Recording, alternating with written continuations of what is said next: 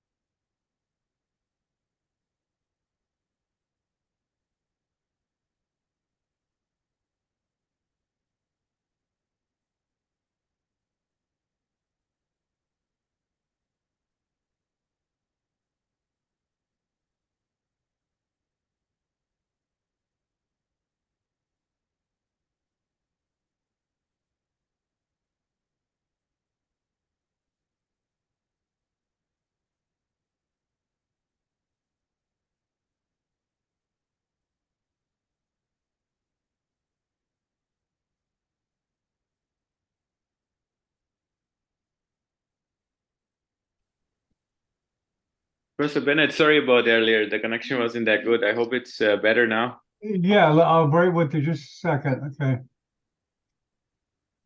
Yeah, it sounds much better. You changed computers? No, I have a faster connection now. I have a better connection. Professor Bennett, sorry about earlier. Yeah, okay. And let me just talk to you in a second. Yes, sir.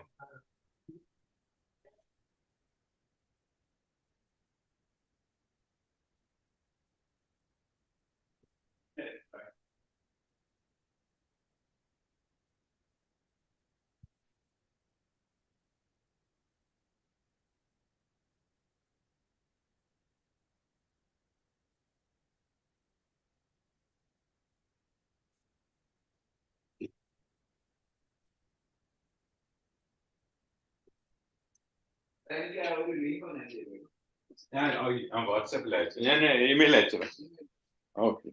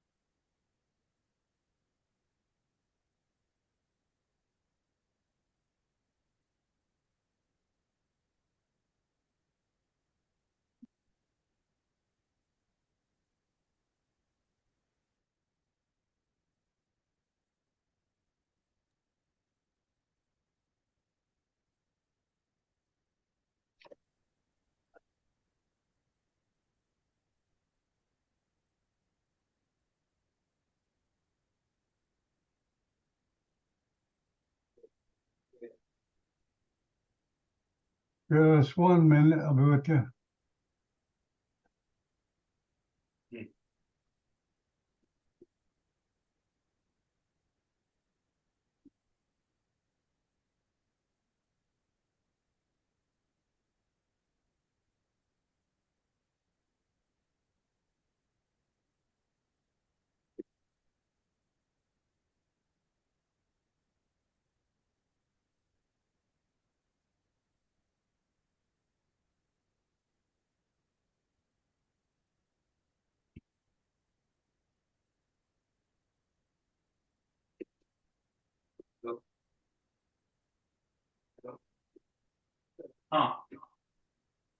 I will close the door.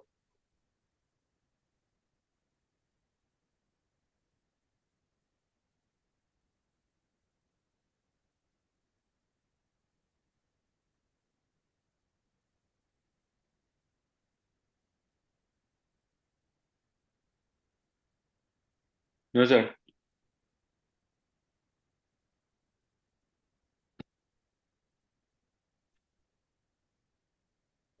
I don't. I really took.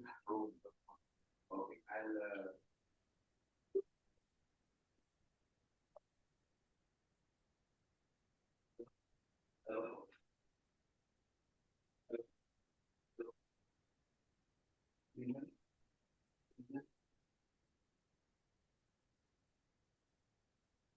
Hello.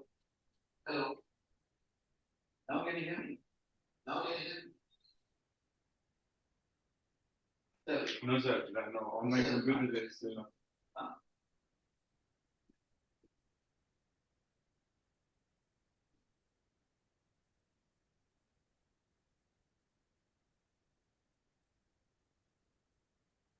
Professor Bennett, can you hear Professor Iype Cherian?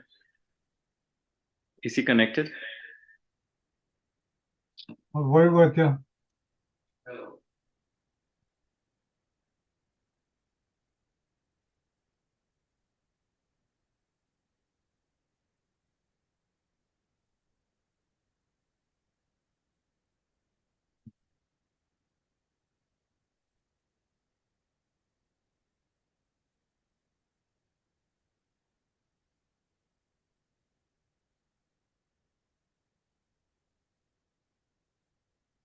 Okay, great.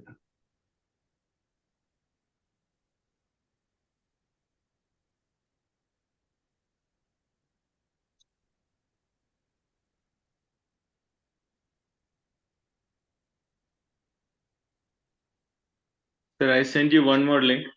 Yeah, okay, great, great. Yeah, it sounds a lot better and your picture's better. Yes, So what would you say about the link? No, if Professor Cherian is online, if you can Oh, hear him when he speaks. oh, he's here. Yeah, there he is. Okay. Okay. Yeah, I'll give you privileges also to admit. Okay. Okay, sir.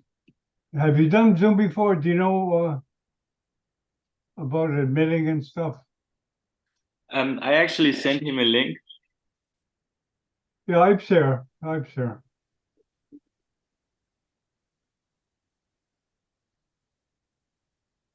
Okay, it makes you the co-host, okay? Afal? Afsal? Yes, sir. Thank you.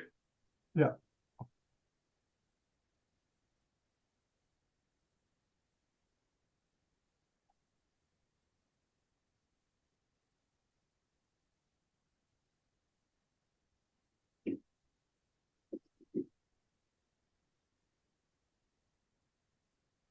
Hello. Hello.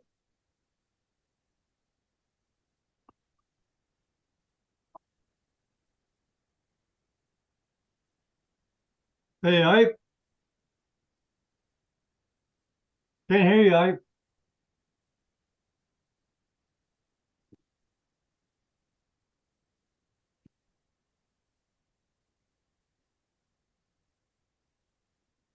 Can you hear me okay?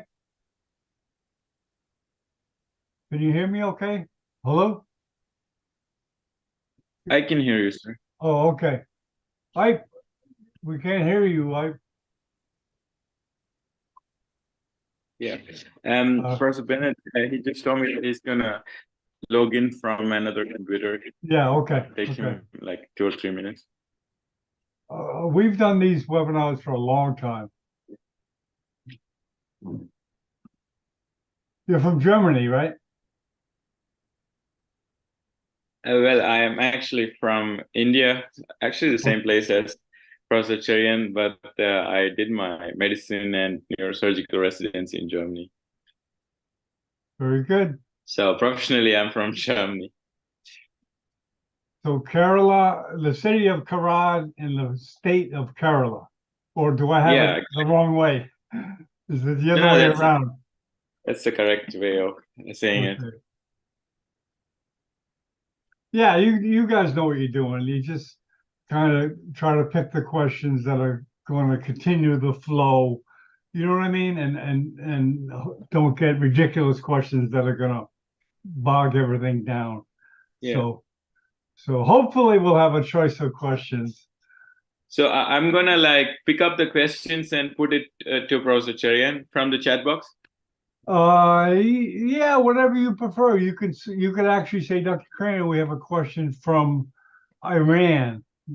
I Okay. really want to stress the location where they're from. Okay.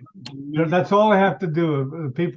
If people come on want to ask questions in the panel, they're welcome to. But I'd like everyone to say, like, I'm Afsal, neurosurgeon from Germany. That's all. You don't have to identify the hospital and all that stuff. Yeah. But I would like people to try to introduce, or for us to say where they're from. Yes, sir. Yeah, I was in with I for 3 months. In But, Karad, did you come no, here? up in Nepal when he was up Ah, there. I ah, was there when Yuha was there. yeah. Good times, I guess. Yeah, that was a valuable experience. Very valuable. Yeah, matter of fact, there's similarities between Michael Lawton and him because Yuha did that 1001 video series, Yeah. which is a huge, collection of operative videos. Yeah. And Yuha it didn't have any, I looked at them, they're just video. They're not, no commentary, nothing else. You probably seen them, right? Yeah, I mean, Yeah. And yeah. and I said, let's go through your videos and add the commentary. He looked at me like I was crazy. Just a moment, sir. I'll be right back. Right. Yeah. So, yes, sir.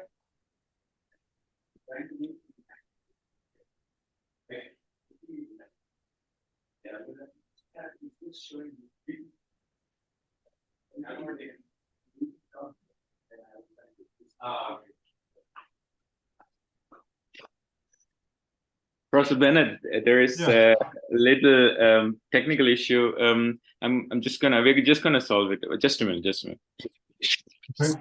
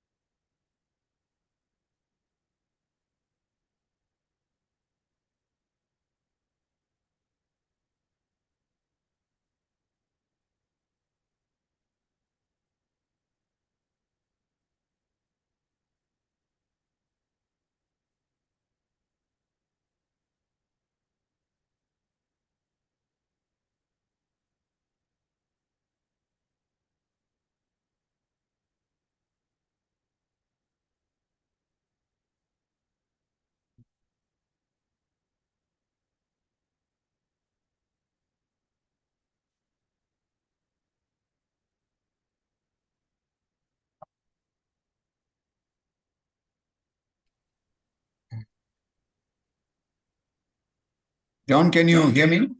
Yes. Yes. We are all set. Oh, there you go, Iype. Yeah. How you doing? Very good, man. Yeah. All set. It's hard to say how it's going to go, Iype. You know how it is. But I really hope people come in and interact. So how's everything, man? I'll just share my screen, okay, and I'll just see how it is. Now the thing is, I need to get into this guy's Lawton's this series. Yeah, you just share the video. Ah, You yeah. go to, I'll give you the address of the video. Do you have the address of the videos on the chat? On the let me get it for you. I think 7 series.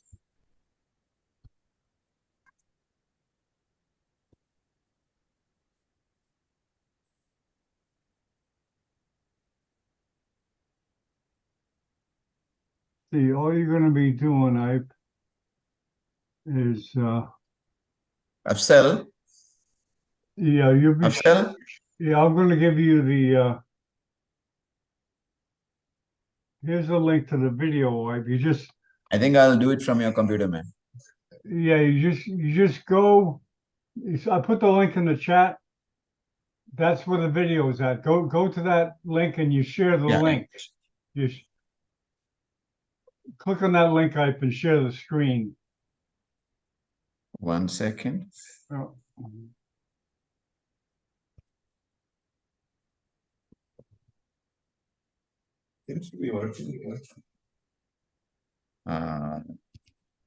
No. How do I see my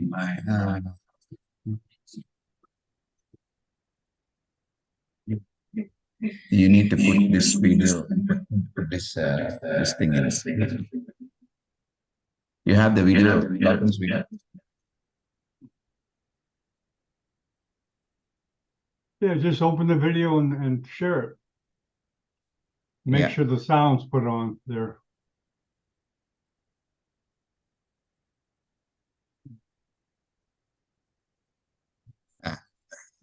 cut that video as well.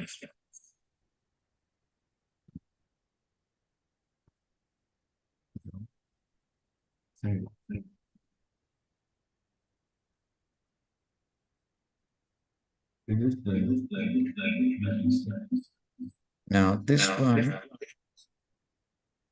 yeah, this is already there. So if I share entire screen, Yeah, just play the video. you can see this.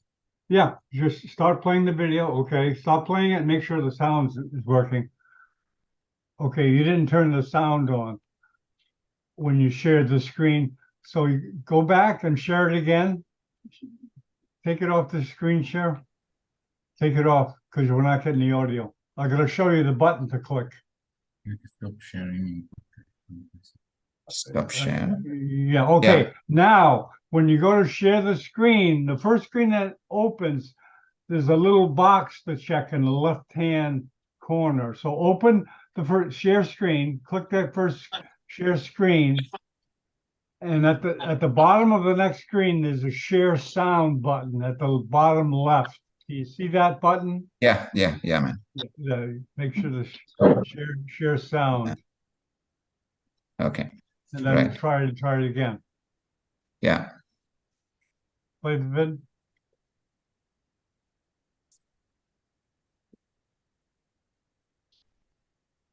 Okay, now you just play the video.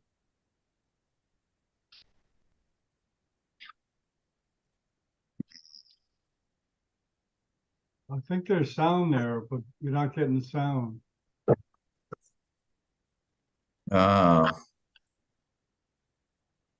One second, I stop share and then I share the screen, share sound, and I share the screen now again, and I go ahead and start it again. One second.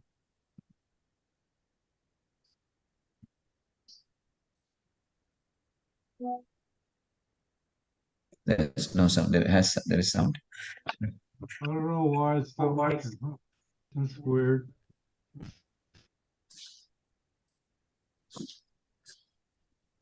I'm gonna shut off the screen. I'm gonna screen share. And now I'm sharing the sound. So I go ahead and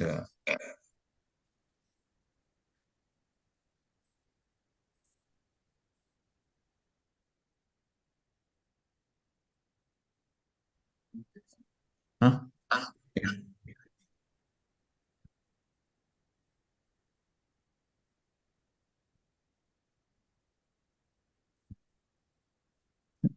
This has the sound on with you or with me? No, the video is not sharing with the sound. That's the thing.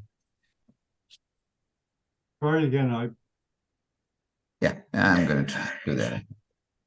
or reboot and try again. We share screen, share sound, and then I share this.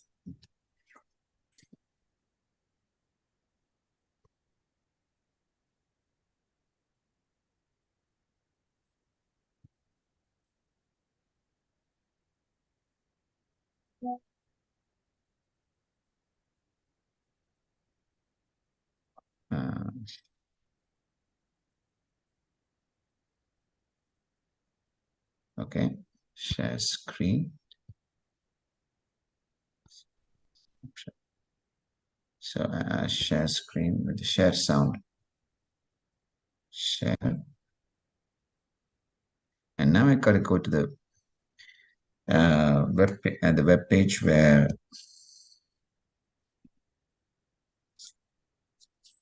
Yeah, the link is in the chat box. yeah.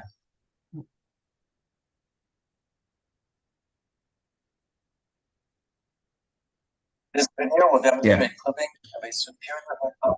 Okay, it's coming through. No, It's coming. Screen. Yeah, I hear No. the sound now. No, you need to share the screen with the video.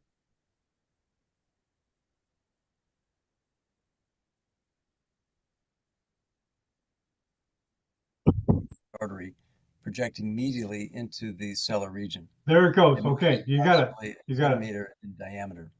Hypophyseal artery aneurysms differ from ophthalmic artery aneurysms, which project Okay. superiorly. Yeah, from the that's good. That's good. We can Now- start, man. Not yet, not yet. We got 10 minutes. All right. Okay, yeah, I mean, just go through the video, just start at the beginning and just go at your own speed and stop when you want. And, open it up when you want, continue when you want, whatever. Hope we get a few active people here that will keep you going. Worst case scenario, Afsal, you have some questions ready for Iype, okay? Yeah, yes, sir. Yeah, worst case scenario. Hopefully we won't need your question. Afsal, Yeah, in case my computer has a problem, then I'm gonna just shift over to your computer. yeah, of course, sir. Then I'm trying to get get a sound here on this one. Let us see how I can log on to this one.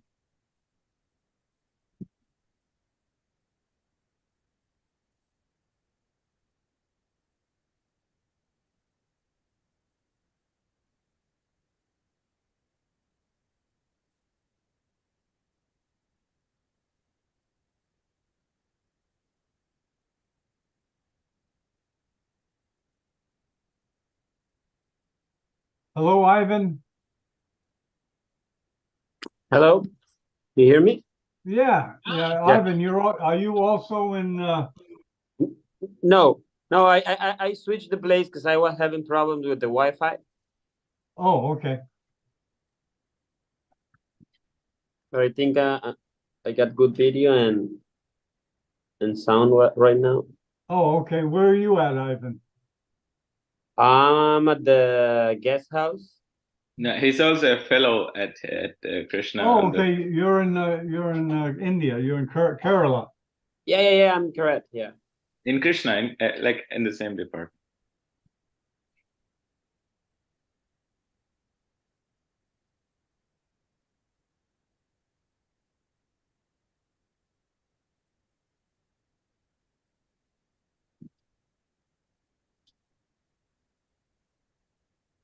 A lot of people down in Cape Town, huh? I know Encarnacion Manuel went down there.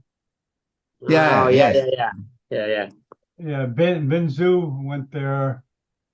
I was supposed to be there. I was supposed to be with the Escalab team. Did they go? Ask up. Yeah, the Escalab is there. Okay. Can you hear me now? Yeah. You got one has an echo, so be careful. It gets All right. confusing sometimes.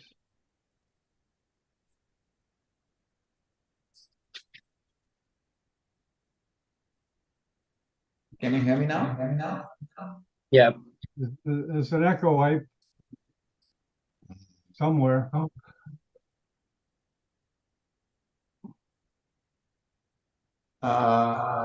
No, this doesn't have a sound. That's the thing. That's the whole point. So I need to get my mic fixed up for this one.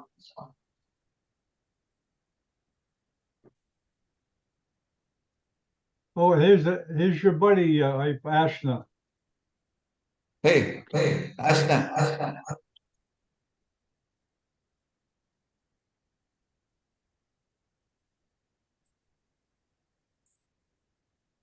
This is the first time she's come to a webcast.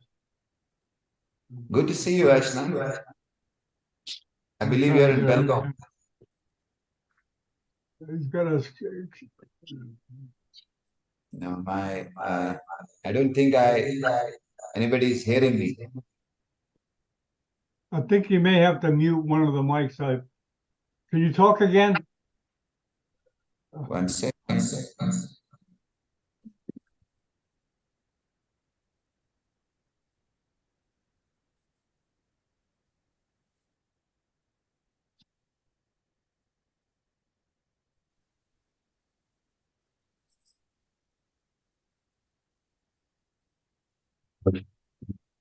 Hello,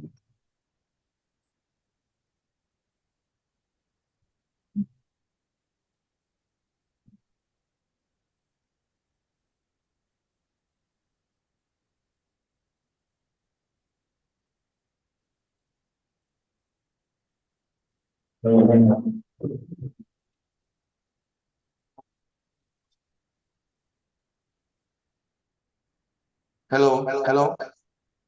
Yeah, see, it's still echoing. Can you hear me? Now it's okay. Yeah. Fantastic. Fantastic. All right. I'm joining in from the main computer. Okay, we got 5 minutes. Okay. Yeah, 5 minutes is more than enough, man. So it's all set now? Yeah, that sounds good. All right. So I'm gonna get the link now, the Barrow 7 series.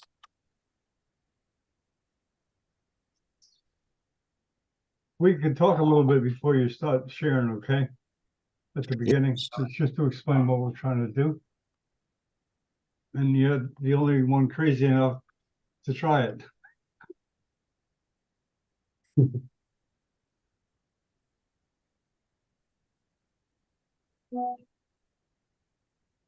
Where are you from, Ivan? Mexico. Oh, Mexico. From Mexico. Okay. Yeah. Oh, Mexico City. No, I'm actually from the north, which is Sonora, like U.S. border. But I've been in okay. Guadalajara for 12 years since I got med school, and then I did residence training and everything. Yeah, I went But to it's- school. I went to school in Autónoma. Oh, that's where I'm from. Sí, In Guadalajara. estoy un teco. ¿Recuerdas un teco? I'm actually one of those. That's ¿Tú nice to estás hear. un teco también? Yeah, I've been to Cancun just for vacation. Yeah. But I'm from Universidad Autónoma de Guadalajara, actually, yeah. This video will demonstrate clipping of a ruptured. Am I sharing the sound? This video will demonstrate Yeah.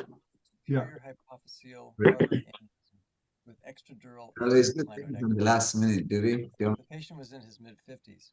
He presented with headaches. On neurological examination, he was completely intact. Here, his CT angiogram shows an aneurysm arising from the right carotid artery, projecting. Hello, good morning, sir. Good afternoon, sir. Measures approximately a centimeter in diameter. Hypophyseal artery aneurysms differ from ophthalmic Hello? artery aneurysms. Yeah. Yes. Will demonstrate clipping of a superior hypophyseal artery aneurysm. Good morning, Mohammed. Did you? Okay, all set to go, John. We're all set to go. Yeah, just 1 minute. Ivan, are you working with Iype? Are you monitoring the questions and stuff? Yeah. I'll be working with FCEL, monitoring that. Yeah. Yeah. Okay. As it just makes sense. Just pick the questions that are going to try to continue the flow. Yeah. And obviously weed out the stupid questions.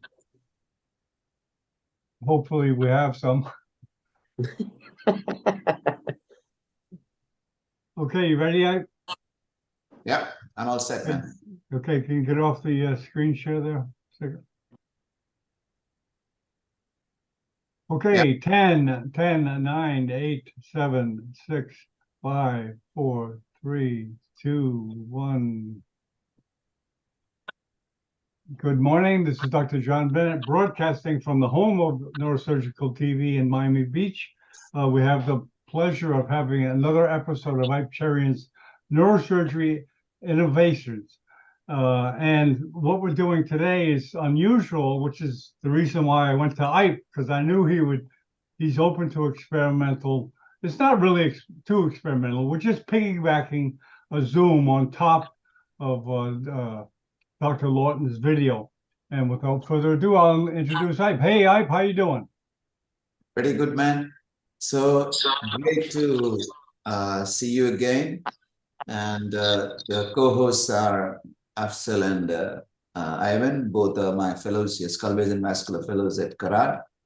Now, it's a pleasure and an honor to be commentating on excellent videos like Michael's, where we take up one video and then go into the depths of it, so much so that anybody listening to it would understand how to do that particular lesion in the best way possible. So once we do that video, we could go ahead and also show some anatomy, some other videos, so that it becomes amply clear to whoever's listening.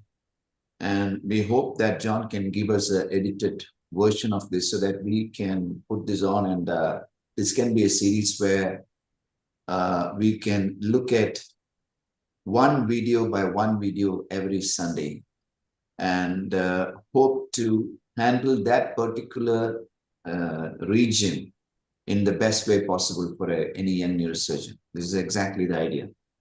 So without much ado, I'll start sharing my screen, and then I'll go ahead and show Michael Lawton's video, and then we start commentating on that video and making things pretty clear. We've got two young neurosurgeons, Ivan and Afsal. They'll be asking us questions. And, you know, these are surgeries which not a lot of people in the world do right now. That's because this skill is being lost to endovascular technique. And this is exactly what we want to change. We want to make sure that the people in the so-called third world are going to operate on these lesions. So let's share the screen.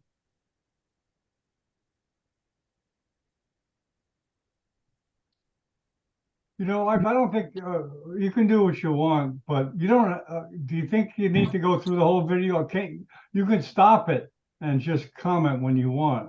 Okay. Yes. Rather than, yeah. Yes. Okay. Okay. Okay. Sorry to interrupt. No, not at all, John. I mean, it's going to be quite informal. So now the thing is, we are going to look at a paraclinoidal artery aneurysm. A paraclinoidal artery aneurysm can be ophthalmic artery aneurysm, a superior hypophyseal artery aneurysm. Sometimes, without both of these getting involved, the carotid in that region will be aneurysmal. I have seen this sometimes.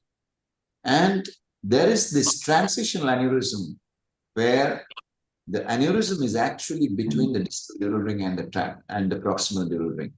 So I would like to classify all of them as paraclinoidal, which means near the clinoid process.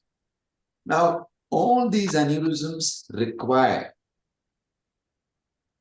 a certain technique, and this is what we're going to show today. Michael is going to show that to some extent, and after that, we'll go into the details of it.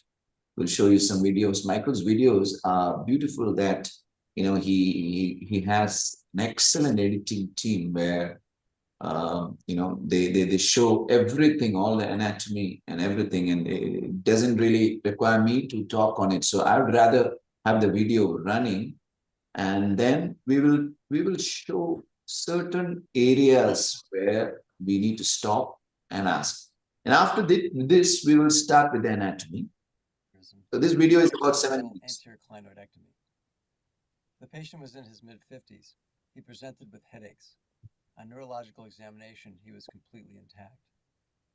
Here, his CT angiogram shows an aneurysm arising from the right carotid artery. Yeah, so here what you've got to see is, this is an aneurysm which is quite medial. It is at the level of the clinoid, but it is not really touching the clinoid. So an extradural dissection of the clinoid is quite safe here. Okay, so keep this in mind. This is a medially projecting towards the sella underneath the optic nerve. So that's what's there. That's where it's going to present. That's where it's going to be presenting. Projecting medially into the sellar region. It measures approximately 1 centimeter in diameter. Hypophyseal artery aneurysms differ from ophthalmic artery aneurysms, which project superiorly from the siphon. A standard right pterional craniotomy was used for this approach, with extensive drilling of the Cherian. Surgical strategy consisted of a right pterional craniotomy, extradural anterior clinoidectomy, Sylvian fissure split, circumferential dissection of the distal dural ring, identification of the ophthalmic origin, visualization of the aneurysm neck on the medial carotid surface, clip reconstruction with a right-angled fenestrated clip, and ICG video angiography to confirm aneurysm obliteration and carotid patency. Here is an overview of the surgical exposure showing a standard pterional craniotomy with the nose at the top of your screen and the temporal lobe to the right. Here is our extradural anterior clinoidectomy, and I'm drilling the medial aspect of the optic canal to release the clinoid on its medial side. The clinoid is being peeled away from its dural pocket on its lateral margin. After the clinoid is fully removed, the cavernous sinus is injected with Tisseel to... Now, what Michael is doing is, he is doing an axial and a sagittal unlocking. These are terms which we coined, and this paper that we published, we will be showing it soon. And I remember Michael doing intradural clinoidectomies at one point of time for all these lesions, but then after, I think our paper came out in 2017, and a lot of people all over the world have shifted to extradural anterior clinoidectomies for paraclinoid aneurysms. So we will be, now he is not doing the original bloodless transcavernous, pericavernous technique. He's doing a transcavernous technique. That's exactly why the true cavernous membrane has been opened. And this is precisely why he's injecting glue. There are some disadvantages and some advantages for this technique. But with the pericavernous technique, you really don't need to open into the cavernous sinus for this kind of addition. So this is why you have to open the why you have to open into the cavernous sinus in this lesion. I mean, is because you have to do the axial unlocking. You have to take the temporal lobe away from the cavernous sinus, so that the anterior clinoid process can be very clearly seen, and the clinoidal triangle can be very clearly seen. Now, clinoidal triangle is extremely important for this kind of lesion. Why? Because the proximal and the distal dural ring, the entire transitional part of the carotid, can be only identified after the carotid is, after the clinoid is taken out. Gain hemostasis. Now the dura has been opened, and I'm dissecting down the sylvian fissure. The proximal portion of the sylvian fissure is opened here, down to the carotid cistern. The carotid comes into view. Now the dura is incised over the area where the clinoid was removed extradurally, communicating this extradural compartment with the intradural space. There you see at my sucker tip the internal carotid artery along its clinoidal segment. The dura over the clinoid is being incised further, and this brings the optic nerve sheath into view. Here is the optic nerve as it enters the canal. Next, I'll open up this optic nerve sheath to track the optic nerve along its course into the canal. The dura that forms the optic nerve sheath leads directly to the distal dural ring. So now, let me tell you something very clear. After the clinoid is taken out, if you start from the medial, an incision from the medial aspect of the optic nerve, which is the falciform ligament, and you cut over the optic nerve and cut towards the carotid, you're reaching the distal dural ring. So the distal dural ring is actually the falciform ligament going and encasing the carotid. So you cut that, you're cutting the distal dural ring. And you go into that, then you will find the roof of the cavernous sinus, which is actually the proximal dural ring. So all these papers which show an 8-ring, the 8-line, I mean, figure of 8 type of proximal distal dural ring is only for anatomists, not for surgeons. So I will show you this clearly in another video. But what he's doing right now is releasing the optic nerve. Just imagine he's releasing the optic. Once you release the optic nerve, you come lateral to the carotid and release the carotid. So don't worry about the proximal dural ring, distal dural ring, anything like that. In this kind of a case, the aneurysm is quite intradural. It's really intradural. There is only for proximal control are we releasing all this. But in a transitional aneurysm, the aneurysm is between the distal and the proximal dural ring. So both the distal and proximal dural ring has to be released. But here, the distal dural ring release is enough. So that's what it's doing. Which I'm incising here inferiorly. There's a nice view of the ring as it wraps around the lateral wall of the carotid. Now I continue my snips of this dural ring medially, and the ophthalmic artery here is coming into view. Now the dissection must continue along the carotid over the origin of the ophthalmic artery. The arachnoid here over the carotid artery is opened. I'm going to separate the optic nerve off of the carotid to gain access to the shoulder of the ophthalmic artery. The optic nerve sheath here is being opened further. This brings more of the dural ring into view. The carotid artery now needs to be pulled down away from the optic nerve. And now we gain our first glimpse of the aneurysm here. You'll see how it projects away from us, and it's hidden behind the supraclinoid segment of the carotid artery. The aneurysm is now ready for clipping, and I've selected this right-angled fenestrated clip. Having dissected circumferentially around the dural ring, the tips of my blade pass comfortably past the dural ring, and that clip goes on very easily across the neck. Here's a view under the carotid at the sac inferiorly, and here's a view over the carotid at the sac superiorly underneath the optic nerve. These are aneurysms where you don't have... I see green video angiography here shows... You don't have much of a vision here. I mean, even if you unlock the carotid, these are aneurysms where you don't have much of a vision.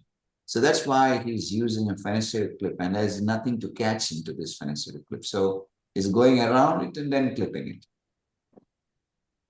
Does anybody have any questions or comments?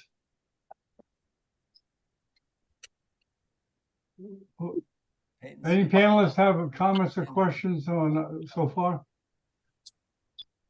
We'll do once the video is finished, then I'll show you another video. Then we can explain the anatomy, and after that we can have questions from both Ivan and Afzal and the other participants. Internal carotid. Okay. Our Doppler flow probe confirms the same. Here's a nice view of the anterior communicating artery complex, which was inspected to rule out any aneurysms. The PCOM is shown here in the carotid optic triangle. There's the carotid terminus. And here, looking into the Sylvian fissure, we see some of the branches of the middle cerebral system. Our final overview shows good pulsation in the carotid artery and a well-treated aneurysm. This illustration summarizes some of the steps for anterior clinoidectomy. The clinoid. So this is the picture that I wanted to show you. So this is an intradural aneurysm. Now that where I'm pointing to is the distal dural ring. And here down, that's a proximal dural ring. So you want to release the carotid. What you need to do is, once the clinoid is out, I mean, I would take out even the strut, okay? I would take out even the strut. And what I'll do is, I'll make a cut along the optic nerve, starting medially to the optic nerve, all the way like this. Once I reach here, I am on the distal dural ring. And then the cut extends all the way like that into the proximal dural ring, can release the proximal dural ring. And this carotid will be completely free. And when you release the proximal dural ring, remember that you have breached the superior border of the cavernous sinus. So when you breach the superior border of the cavernous sinus, you're bound to have some bleeding. And what Lawton did by putting some glue or some liquefied gel form with the patient's blood, that's what we use.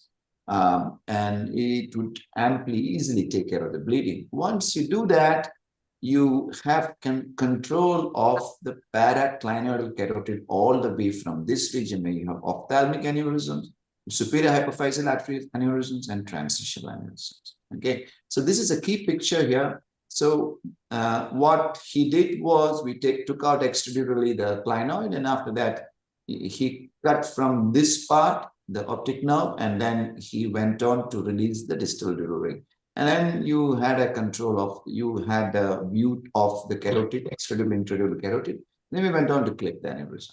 So It needs to be released from its points of attachment to the sphenoid wing laterally, the optic canal medially, and the optic strut anteriorly. So here, what I differ with this technique is that I would rather go medial from the optic nerve, go all the way. I take off the strut, I go all the way this way and release the optic nerve completely, come back onto the carotid, releasing both the proximal and the distal dural ring. And I will show you this video in the next, as soon as we will be showing another video. And in this, we'll show you exactly how this is done. And this is the most important part of your surgery. After you drill out the strut, you can go ahead and take out this entire dura and uncover this entire segment. So this is what we're going to show you next. Once the clinoid is removed, progressive drilling of the strut brings one around the dural ring, which you can see here in steps 6, 7, and 8 being incised circumferentially. It's those incisions around the ring that allow the tips of that fenestrated clip to pass into the proper position. The illustration to the right shows the superior hypophyseal artery aneurysm that we treated here. You can see its relationship on the medial wall of the carotid, projecting medially and often slightly inferiorly. It's also just distal to the ophthalmic artery origin. The other aneurysms shown here are ophthalmic artery aneurysms, which project superiorly. The patient tolerated the procedure well, with no new neurologic deficits, and he was discharged home on post-op day 2. This postoperative CT angiogram shows the placement of this right-angle fenestrated clip with its downward orientation of the blades. In conclusion, anterior clinoidectomy is required for paraclinoid aneurysms of the proximal internal carotid artery, such as ophthalmic and superior hypophyseal artery aneurysms. Extradural clinoidectomy is preferred over intradural clinoidectomy with hypophyseal artery aneurysms because the aneurysm is well medial to the anterior clinoid. Well, I mean, I'm glad that Michael is now saying this. And, you know, for us, we would consider that even the aneurysms touching the clinoid, I mean, these are ruptured aneurysms, we would still do the extradural clinoidectomy because there is a layer of dura between you and this aneurysm. And you would be able to take out, I mean, we have a large series of these aneurysms, and I would say that you're able to take out the entire clinoid. I mean, it depends on you, okay? It completely depends on you. I'm not asking any surgeon to do it if he's not comfortable with it. It's a bit tough on the heart for sure, but we will be showing you the same thing when the clinoid is literally touching on this aneurysm. We would be able to. It's not something that we're trying to say it's a heroic thing or it's something that's daredevil or something. It's when you are drilling an intraclinoidal, when you're drilling intradural, you're still touching the aneurysm, but it's just under vision. So just that you're under vision. And in fact, it's much more dangerous. The bone dust is going to obliterate your view sometimes. The irrigation is going to obliterate your view. Only thing is if the aneurysm ruptures, you're straight onto the aneurysm. You know, I mean, you can probably control. But then that's the only explanation. That's the only excuse that you have for doing an intradural clinoidectomy. So this is an excellent video that you've seen right now.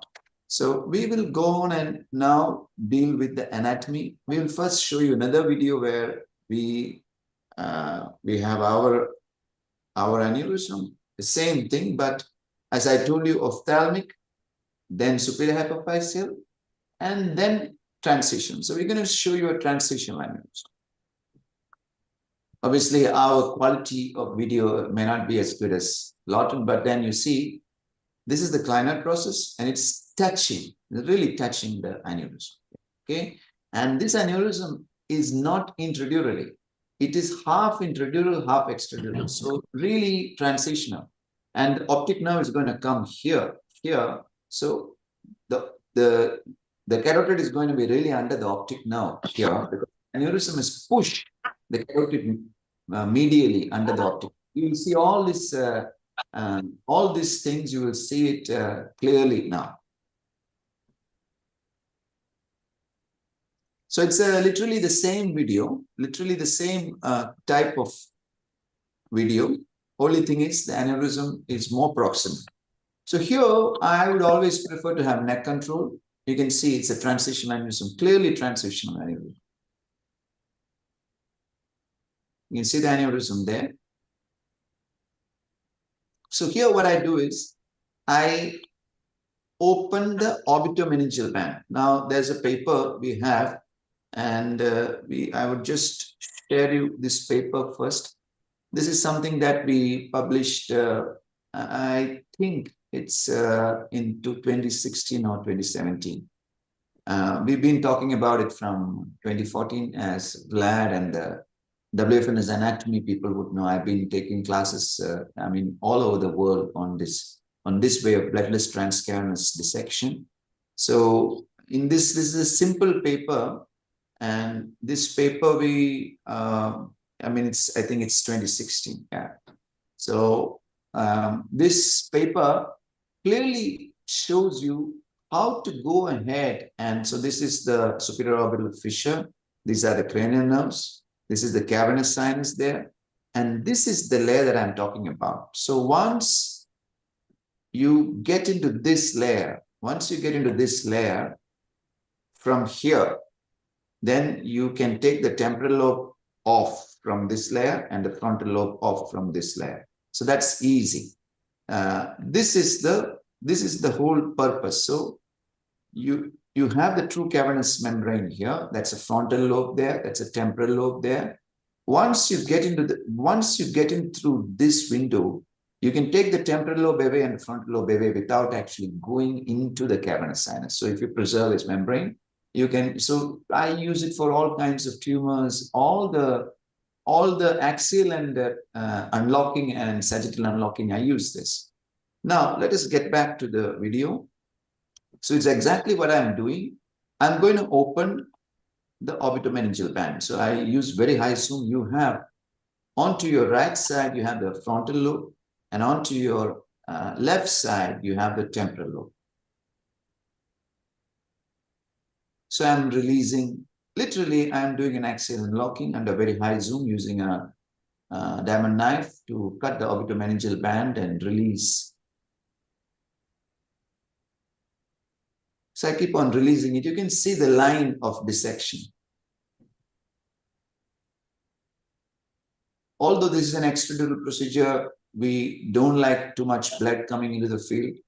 Needs to be very neat and clean under very high magnification.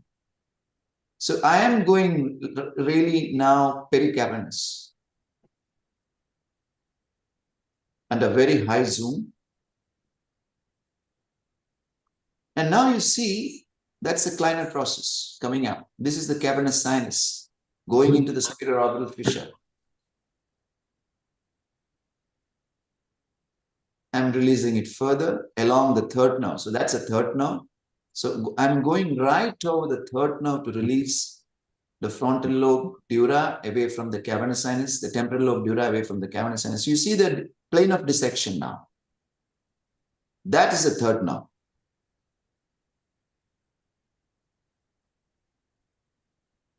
And that's the clinoid process.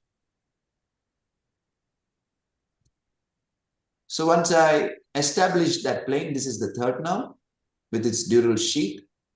This is the half-removed clinoid. Now I'm drilling the optic roof. So if you see, that's a clinoid and this is the optic roof. So I'm drilling the clinoid and the optic roof. I hope you're understanding. Everybody's understanding? Yes. Yeah. So the same thing what Lawton was doing, but I released the complete optic nerve here. As I told you, this is not a superior hypophyseal artery aneurysm. This is more proximal, so I need to release the optic nerve also completely. So the optic nerve roof is being drilled. Now the clinoid is being drilled.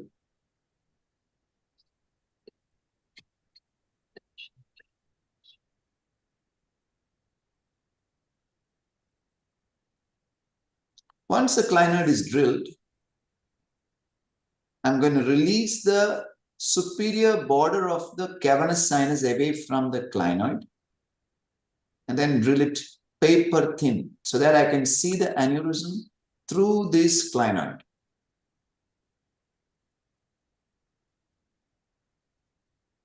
So I'm still using a 2 millimeter drill.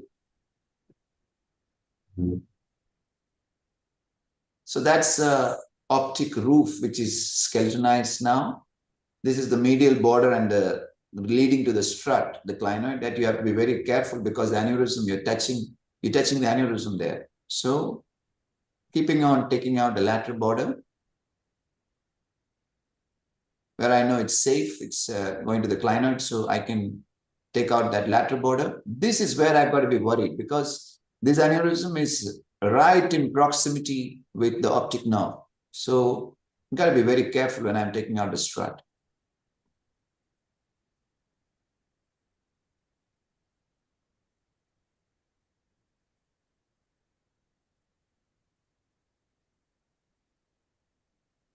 So now I've drilled out that clinoid paper thin. I always check how thin is it. It's called eggshelling. So you can see the aneurysm there now. This is the optic nerve. This entire thing is the optic nerve. This is the optic nerve. And that is the aneurysm. The carotid is here, and that is the aneurysm. So I'm drilling right over the aneurysm now. This is again done with a 2 millimeter. That's aneurysm. I don't think Michael would be doing this, I'm sure, because I don't think very many people would do it. But what I'm telling you is it's safe. It's completely safe. I'm not doing some high risk maneuver here. That's an aneurysm, dura over the aneurysm. So now what I'm going to do may be slightly risky depending on how much you have practiced in the lab. Now, what I'm going to do is I'm going to drill right over the aneurysm with a 0.75 millimeter drill. That's like a needle. So you can see with respect to a 1 millimeter suction, how big that drill is. So that's like a needle, literally like a needle. And I'm going to take out, and you can see the aneurysm here. You can see the aneurysm through the dura here. And you can see that's the entire optic nerve. Optic nerve is from here to here. And I'm drilling out the clinoid now. The strut. It's paintbrush drilling.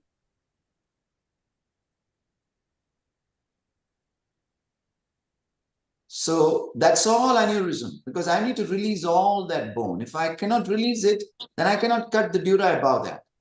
So for the superior hypophysis, it's not important, but for a transitional, I need to release the entire dura out there. And with Michael's explanation, I mean, I think John had this brilliant idea of using Michael's videos for illustration. They are brilliant videos, I must say, at his dedication to doing this kind of video. I don't think I'd ever be. So using a 0.75 millimeter drill again, and drilling out the last bits of the strut so that I have only dura. Here I vaporized even the last bit of bone from, I cannot go ahead and use something to just take it out because the aneurysm may rupture. So you can see the optic nerve now. You can see the entire clinoidal triangle there now. That's the entire clinoid. That's exactly where the aneurysm is. If you remember the angio, that's where the aneurysm is. See, this is a very, very patient procedure. It's something that you have to keep looking for how much thin it is and how much is it moving. So that's a strut. Again, you keep on drilling because that's aneurysm too. This entire thing is aneurysm. I got to get it completely free so that I can get into the cavernous carotid. So I keep on taking it out, taking it out. So the aneurysm is completely released now. Now, after that, I open the dura. And I go into the region where the aneurysm is. And you can see that's the optic nerve. That is the optic nerve. And that's the optic nerve extradurally where we saw it. And this is the aneurysm which is inside of the dura. So I don't release much sylvian, just a little bit of proximal sylvian. So that's the optic nerve. And like Michael, well, I'm left-handed too, actually. So I used to write with my left when I was a smaller, I guess. So I am very comfortable with my left hand now. I write with both my hands. It's sometimes a great benefit to use your left hand. So now what I'm doing is, as I told you, I'm going to release the optic nerve. Okay, forget about the distal dural ring, proximal dural ring, how you dissect it. I'm just going to go over, since I've done all that drilling, it's so much easier for me to now go ahead and release the optic nerve. Now, why should I release the optic nerve? Because the optic nerve and the carotid are inseparable in the dura, extradurally. Now, if you don't release them, you will not be able to clip an aneurysm which is in relation to the optic nerve. So that's why you must release it. When you release it, you are automatically, because that's the distal dural ring. That's the attachment of the distal dural ring. And it's coming on to the aneurysm because it's a transitional aneurysm here. It's coming on to the aneurysm. So I'm releasing it. When I release it, I'll have enough space. Now you see? You see that? That's a carotid cave. And now is the proximal dural ring. Now, when you cut the proximal dural ring, you literally are into the cavernous sinus root. This is the cavernous sinus root. So here you got to be very careful. The aneurysm seems to be straddling into that part also.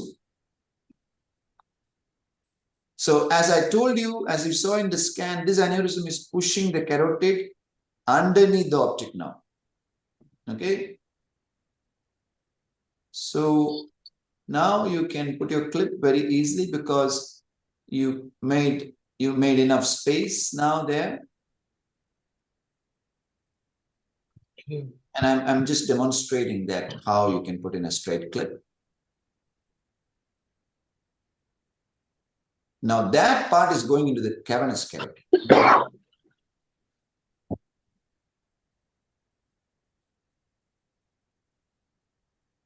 So you get ahead with your clipping and then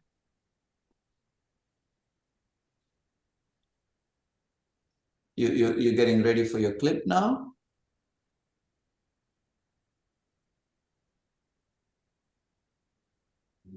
So the optic nerve is completely released by cutting the falciform. The distal dural ring is cut, the proximal dural ring is released, and now you have the entire aneurysm standing out there. And now rather easy. Now one of you can clip it. A lot of times people tell me that aneurysm clipping is important. It's not aneurysm clipping that's important. It's the preparation to the clipping that's important. Okay. Clipping can be done by anybody, and there are multiple ways to clip. You can put tandem clips, you can reconstruct, you can put enough metal to sink the ship, but you should always try for the simplest clip. The simplest clip is this, a straight clip parallel to the carotid. And how do you see the carotid? Because you release the carotid. You release the entire cavernous sinus segment. You will see the segment now. When I'm putting the clip, you look here where my arrow is, and you will see the cavernous carotid.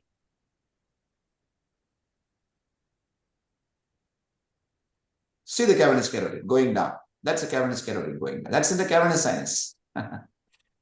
See, that's a cavernous sinus going down beautifully. And that is a little bit more aneurysm neck. So I will use another clip to, no point trying to reposition this clip. So put in another clip, long or short, but only clip that part of the aneurysm. Clipped. And the entire carotid is reconstructed. And now I'll show you one more thing. This is our chapter on, this is a paper as well, but it's a chapter on the carotid. So where exactly does this paraclinoidal region come? So this has all, I mean, Afzal can share this paper to people. It can, you can put it on a, maybe on a link or something. Yes, sir. And then you could, this is transcavernous approach, and I'm going to show you the carotid. See, the carotid, this is exactly where I released it. So that's the optic nerve. So I've cut it, and I've, along with cutting the falciform, I've cut the distal dural ring as well. And I've come and released the proximal dural. So this was the aneurysm, where this was where the aneurysm was. And that's where we clipped it. When we clipped it, you could see that the cavernous carotid, that's a cavernous carotid going down. Okay. So that is our classification, very easy classification to remember. So that's the proximal. Again, that is a falciform ligament coming there as the distal dural ring. The clinoid is taken out, that's a proximal dural ring, and that's a third nerve. Once you release, I have released the entire third nerve from the cavernous sinus. You saw that, how I did that, right? First thing that I did was to release the third nerve away. Okay, the cavernous sinus away. And so that part of the clinoid, I mean, that part of the carotid was completely released. So this is a chapter. And well, I guess now I'll stop the sharing, and if you guys have any questions, Yes, most welcome. yes. Whenever you're doing the clinoidectomy technique, and do you always do it in this clockwise fashion, or would be like sometimes safer to go in a touch and back fashion to be more safe if the aneurysm is like really close to the clinoid process? Yeah, so what I do is I do something called a paintbrush drilling.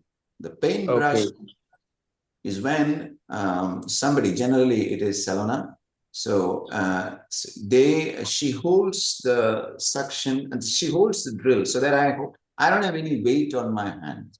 If you got any weight on my hand, then I cannot do this paintbrush drilling. So if I don't have the weight on my hands, then I can I can have a feel, and then I can have a feel of the dura, and then I can drill it without any problems. So you should have an assistant with whom you trust completely, and then you can go ahead and then use this to do a paintbrush drilling. And the strut, especially, you must be very careful. It is important that you don't use any force at all. If you use any force, then you can, because the strut is a very irregular structure. And on irregular structures, when you drill, it's very easy for you to plunge. And then even if it's a diamond drill, if over the aneurysm, it's not very safe to touch. So on the dura, go onto the dura. And 0.75 millimeter drill is very, very small, like a needle. So you got to be very careful. I guess if you spend enough time in the lab, you can be doing this. We are neurosurgeons, we are supposed to do this. Okay. I see that is also here. Samar, good to have you here, my boy. I've seen Samar for a long time, and I've seen him blooming to an excellent microneurosurgical specialist. And he's in Iraq, and he's now into a lot of education, and his students themselves are now master surgeons. So I'm very proud of him. He's one chap I'm very proud of. Great to have you here, Samar. I think he may be indisposed. He may be in a place in the hospital where he can't talk. Unfortunately. May I ask a question? More questions? I'll be very happy to take more questions. Sir, regarding the application of clips, I would like to ask you, in this complex and really restricted anatomical region, if the aneurysm is like medially directed, can you still apply the straight clip that you usually prefer, or do you have to tilt the vessel in such a way that you can apply the clip? Yeah, so my the difference that I would do is that I am releasing the optic nerve and the carotid completely all the way proximally up to the proximal dural ring. So I am not in a situation where my optic nerve and carotid are attached. So once I can release the optic nerve completely away, then even for a medial aneurysm, I'm seeing the entire medial aneurysm and I can put a straight clip. Okay.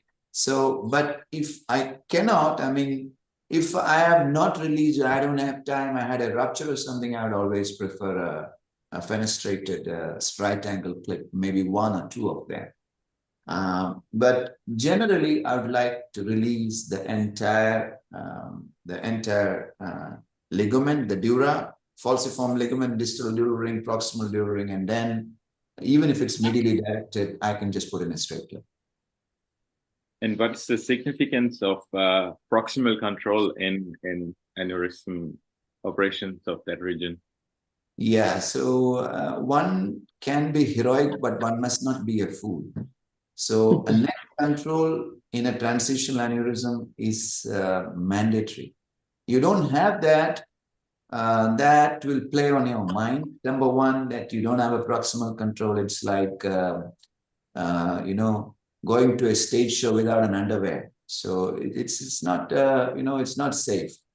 So it's, I mean, if something happens, you'll be stuck without, you know what, you'll be holding what in your hand. So that's the problem. So you should always have your neck control, and it is extremely important.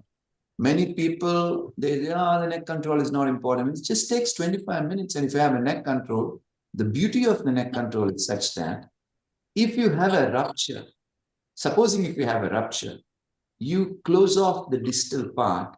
Now you close off the proximal part. You can just hold how much ever big the aneurysm is, you can hold it by a bayonet and just put a clip on it. So it actually makes it easier for you. If a rupture would make it easier for you to clip it. So in fact, there are times when we say we're tired with a large aneurysms getting stuck onto everything, we put on a distal clip, put on the proximal clip, and just rupture it and then clip it in 5 minutes. So in fact, so I cannot stress more on the importance of neck control in this case.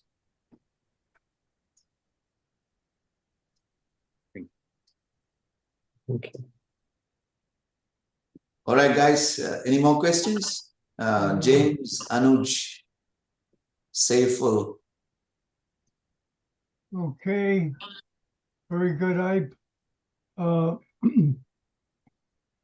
I had perhaps one more question to ask about the application of cysternostomy in aneurysmal bleeds leading to SAH, of course.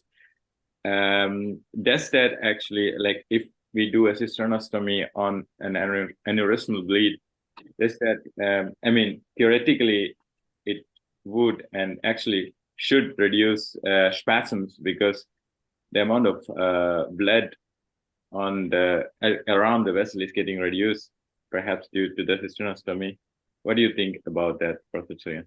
Yeah, it's a very, very important question. So all the WFNS4 and WFNS5 aneurysms are not operated in a lot of centers because the brain is quite tight when you open it up. It's not a great thing for surgical confidence when you have an aneurysm and you open and then you have the brain coming out. So in our center, we get a lot of WFNS4 and 5 aneurysms, and I'm not thinking about spasm, but the first way to get the brain lax is to open the cistern. So we open the cisterns for every one of these aneurysms, and once we open and wash out all the blood, that's then things are under control, and then we go ahead and clip. I believe it would definitely help the spasm, but that's not something that I've objectively looked at. But I mean, maybe you guys will have to look at it. I'm sure now that you guys are now pretty good with cysternostomies, I would, Afsal has done his, I think it's first or second cysternostomy already. So now that you know how to do the cysternostomy, so you go back to Germany and then open the cisterns in a tight brain, and then you'll see the difference. Okay. We'll do that. Very Hi, good. Harsh. Good to see you, man. So good to Okay, see thank you very much, Iype, taking the time, and Afsal and Ivan, thank you for moderating. And we'll keep in touch and let you know what we're going to do for the next session. Thank Okay, you, man. everyone. Thank you. Thank you. God bless. See you guys.